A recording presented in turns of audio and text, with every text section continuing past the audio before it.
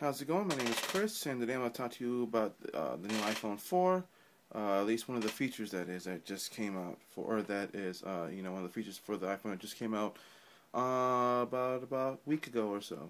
If you're one of the few lucky ones that pre-ordered yours on the 15th of June, it's quite possible you probably might have gotten yours already today. And if you have not, then think of this as a treat for when you get yours. And for those of you that aren't really sure if you want to get one yet, I would suggest if you've owned a previous iPhone and still not sure, my suggestion would be to get the phone.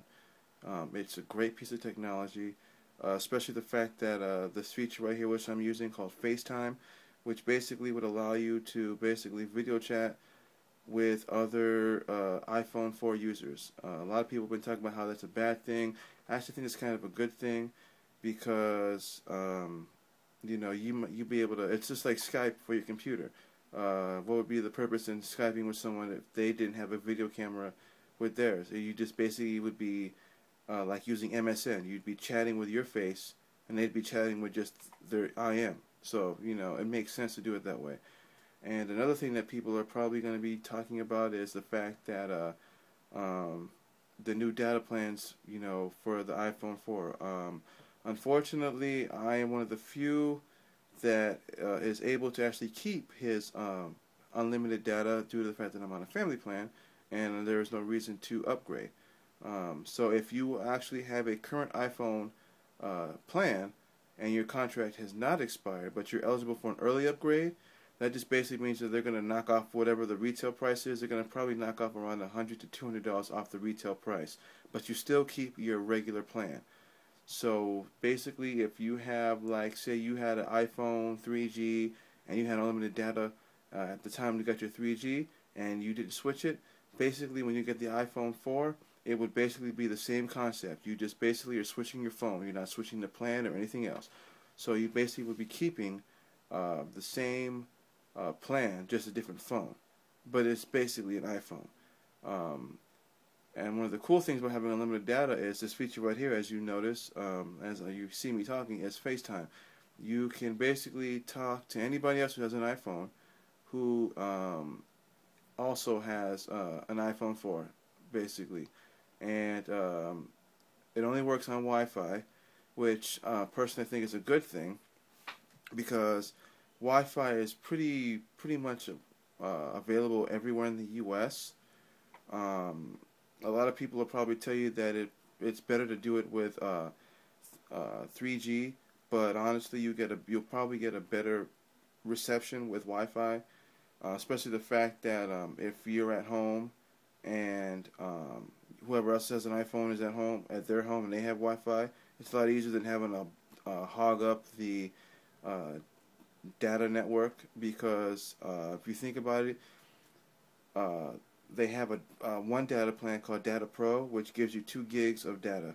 Now you're streaming video, so if you're using a cell phone, if you're using it via the 3G, well, you're going to be using up a lot of data because you're streaming video. So it makes sense to use it on Wi-Fi because you're not going to be bogging down anyone else who's trying to use the internet, or if someone else is trying to stream something else down. So in a way, it makes sense to actually use Wi-Fi with it. The only problem is that it only works with the iPhone 4, which can be a good thing or a bad thing, really depends. But with the fact that everybody and their cousins going to be lining up tomorrow outside of AT&T stores nationwide to get the phone, FaceTime is probably going to be a big hit. I'm looking at the fact that right now the Apple iPhone is the only phone that actually allow you to do this. Yeah, there's a lot of phones out there that have a camera on the front, but how many of them actually allow you to actually do it between phone to phone? Yeah, they'll talk about how I believe I'm not sure if it's the Droid, the X, or the Evo 4 that allows you to do Skype calls. But what if somebody wants to call you and they want to use their phone and they're in a Wi-Fi area? Well, if you don't have your laptop on you, what good would that do you to have a function like that if you don't have your laptop around? So if you're in a Wi-Fi area, you can always, use your phone. If they have a phone, an iPhone 4, then it's an easy way of doing it that way. But like I said, it's just tidbits. Some people find it annoying. I just, personally think it's a pretty cool feature to do it only Wi-Fi myself. So, like I said, FaceTime is going to make a huge hit, I believe, within the next year.